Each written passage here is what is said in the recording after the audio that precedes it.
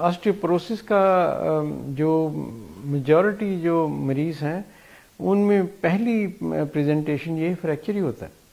Patient घर में चल फिर रहे हैं और ऑल ऑफ ए सडन वो गिर पड़ते हैं। वो समझते हैं कि शायद पाँव कहीं अटक गया इसलिए गिरे। एक्चुअली ऐसा होता नहीं, वो हड्डी कूल्हे की इतनी कमज़ोर हो गई होती है कि वो अपने ही वज़न में, मरीज़ के अपने ही वज़न के नीचे कोलैप्स कर जाती। तो वो समझते हैं कि शायद पाँव अटक गया और हड्डी टूट गई। ऐसा होता नहीं है। अगर आप उनकी जो डेंसिटी को मेजर करें या उनके बाकी पैरामीटर्स को मेजर करें तो वो उनकी तो डेफिशिएंसी या उसकी जो बोन मिनरल डेंसिटी है वो बहुत कम होती है।